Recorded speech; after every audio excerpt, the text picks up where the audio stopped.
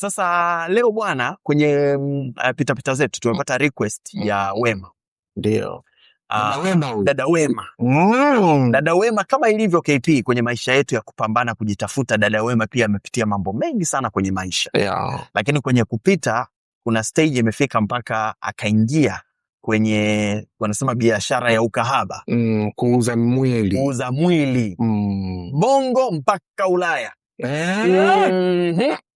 Mpaka Uturuki huko wapi mambele amefika.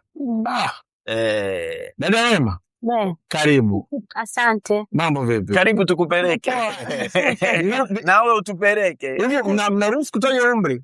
Haki wanawake mtihani kidogo. Na hapana. Utaki kutaja? Uzuie. Na twende moja kwa moja ulianza utaki kutaja umri, sawa. Ulilelewaje? Baba mama ulikuwepo? Nilikuwa na wazazi wangu. Baba na mama. Na ndugu zako? Na ndugu zangu pia. Dar es Salaam au nje Dar es Salaam? Ni Dar es Salaam. Dar es Salaam. Baba mama na ndugu zako? Na ndugu zangu. Ukapita katika mfumo wa kawaida wa kusoma? Nilisoma, nilishia form 2. Kipindi hicho nadhani nilikuwa shule tunalipia. Nilishia form 2, wazazi wangu walikuwa hawana uwezo, baadaye baba akaja akafariki. Nikabaki tu na mama. Kwa nyumbani kabla baba hajafariki mpaka unakwenda unasoma form 1 form 2. Hali ya maisha ukiambia uelezee nyinyi mlikuwa ni matajiri, watu wa kawaida au masikini? Sema watu wa kawaida tu. Mila mitatu mlikuwa mnaipata? Sio kwa angalau kwa mwezi, kwa siku zote hapana. Ndio maskini tu bana wewe. Wewe maskini. Unapamba ronda nini? Tulikuwa maskini. Ingawa kuna vigezo sasa kwenye kupima hiyo, si ndio? Kabisa. Lakini mimi nataka kitendo cha kuwa na sehemu ya kulala, si ndio, ilikuwepo. Baba yupo, mama yupo, ndugu wapo, jamaa na nini. Hamkuwa masikini kivile. Ndio. Si ndio? Baba akafariki ukiwa na umri gani? Nilikuwa na miaka kama 10 na. Okay. Wakati bado uko shule ya msingi maana. Nilikuwa bado shule ya msingi. Na aliyekuwa anachuma nyumbani ni baba, mama au baba na mama? Baba na mama. Mama naye alikuwa anajishughulisha. Mama alikuwa anajishughulisha, alikuwa anauza mkaa. Alikuwa na store kwa nje. Kwa kuna frame. Alikuwa anauza mkaa. Baba alikuwa anafanya kazi shirika. Kuna shirika anafanya shirika. Nyumba ya kwenu? Nyumba ya kwetu. Baba alifanikiwa kujenga. Alifanikiwa kujenga. Wapi? Buza. Na amejenga Buza tulikuwa tunaishi Buza. Okay. Alijenga Buza vyumba kama 4. Umeme nini ilikuwepo? Ulikuwepo. Maji pia yapo. Maji tulikuwa tunachota kwa jirani. Baadaye majirani sio kila mtu ana visima vyake, akawa anavutia watu sasa. Sawa, na sisi ndio tukawa tumevuta pale tunalipa kwa mwezi. Okay. Ukaenda mpaka form 2? Nikaenda mpaka form 2. Ndio ikawa safari yangu ngaishia hapo, nikabeba mimba. Na kijana nikaa nizaa naye. Japokuwa mimba mara alikuwa naikubali, mara siku nikimjia anakataa.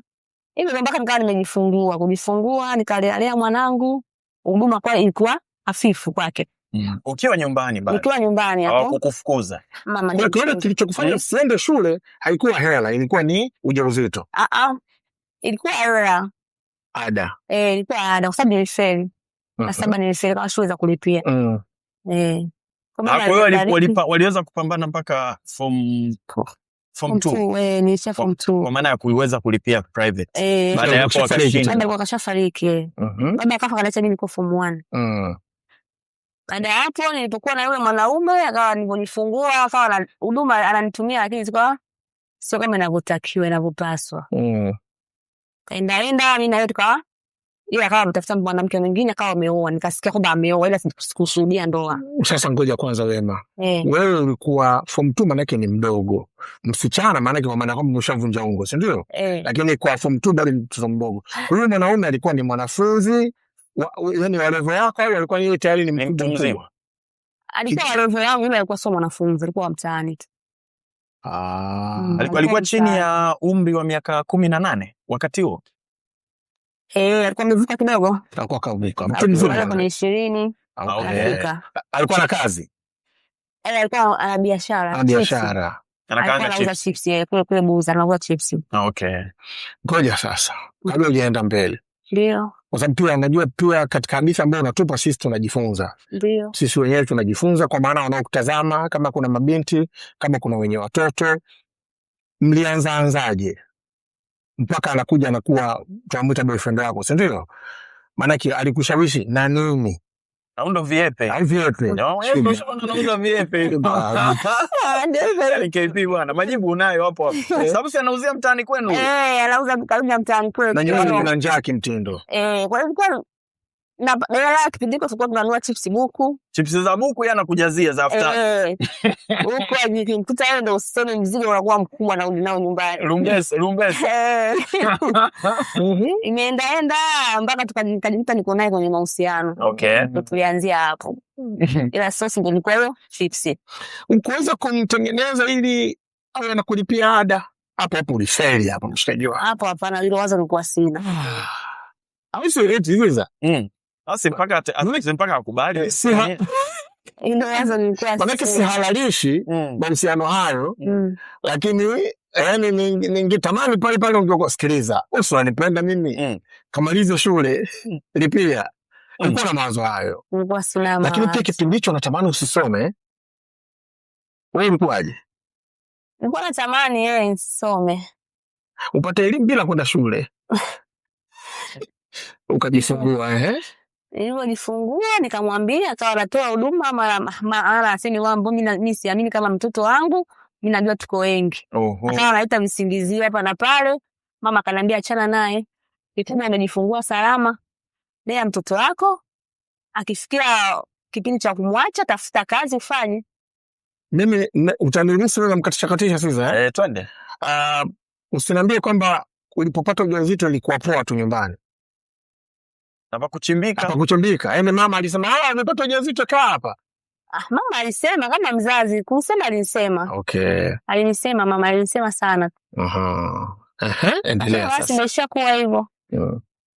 Kwa hiyo mimba ukajifungua. Nikajifungua mtoto nikalea pale kama analeta huduma, mara leti, mara namfuata hivyo. Siku mimi nikachoka kumfuatilia. Nikamwambia mimi simfuati tena kama yeye anajua kwamba alimpa mimba mtu fulani. Basi atanikumbuka atanipa huduma lakini simfuati tena. Mama akasema basi sawa. Nilelea mwanangu pale, mama akawa anafanya biashara zake za mkaa. Wanaita mkaa pale tunakaa kama yeye anatoka mimi nakaa pale kwenye mkaa nauza mkaa. Siku zinaenda hivi. Sasa kuna siku moja tulikuwa tumeenda kwenye sherehe, yani tuseme mtaani kwetu tunaita shughuli. Kwa tumeenda kwenye shughuli. Kwa kuna harusi. Na rafiki yangu muda mrefu nilikuwa nasoma naye. Nikakutana naye. Mtoto na umri gani? Mtoto alikuwa na mwaka mmoja na miezi 6. Tukasalimiana. Vipi nani wema? Poa, ambia safi. Uko pale nyumbani au uko wapi? Mimi nipo tu nyumbani. Una watoto wangapi? Tumesema sio kama mtu hamjaona muda mrefu. Kaniuliza maswali pale, basi achukua namba yangu. Nikampa namba yake, tukabadilishana namba naye akalipa ya kwangu. Ya kwake. Ulipofika kesho yake mimi nikamtafuta kwenye njia ya WhatsApp. Tukatafutana, ananiambia mimi sasa niko wapi? Niko Sinza, naishi Sinza. Naishi Sinza ila na mipango ya kufanyaje? Ya usafiri, kuna sehemu naenda. Unaenda wapi? Ninamuuliza. Akaniambia naenda huko nchi za watu huko. Za watu weupe. Kaambia hongera. Ukienda huko ukifanikiwa usinisahau. Au kama utapata nafasi ya kazi na mimi nifanyaje? Nichukue. Kazi gani? Ananiambia mimi nitafanya kazi za ndani. Ananiambia ninafanya kazi za ndani. Sawa, ila hapa na mipango yangu nikikamilisha tu nitakuaga. Kamwambia sawa, mimi nipo.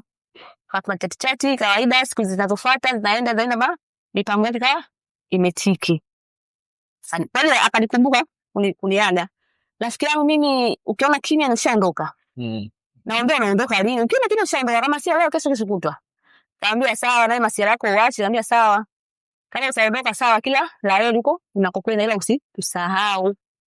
Basi sawa, tutatafutana. Sawa. Sasa sijajua kama ameondoka lini, sijajua kaka miezi imepita kama 3 4. Kwa hiyo akanitafuta.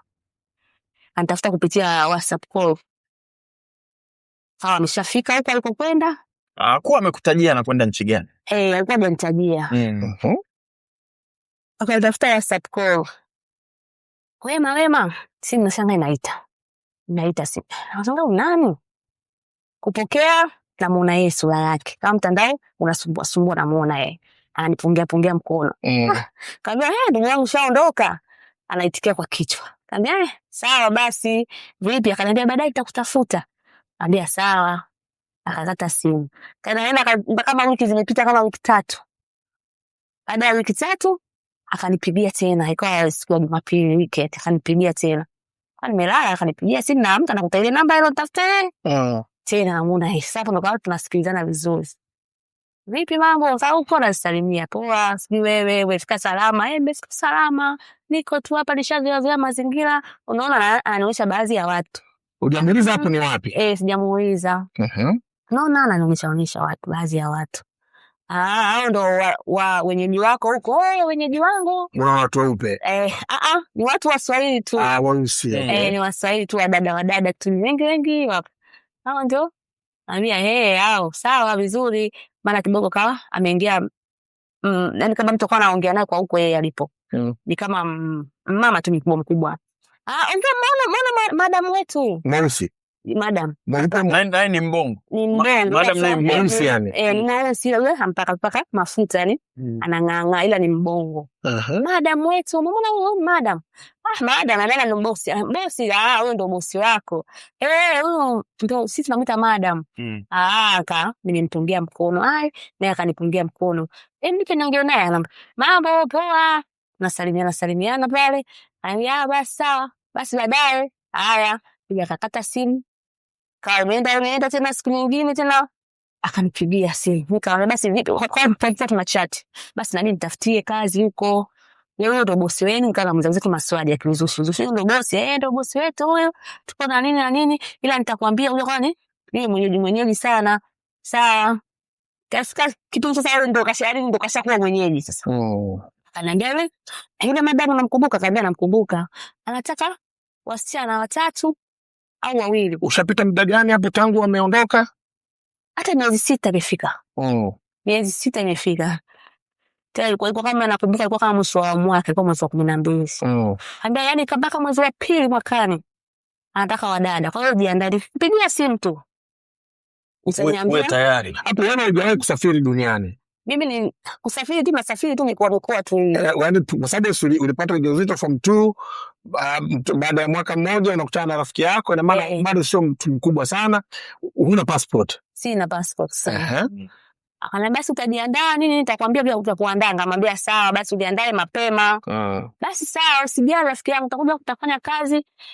Nikamwambia sawa. Huko unaendelea na bibi mkubwa mkaa.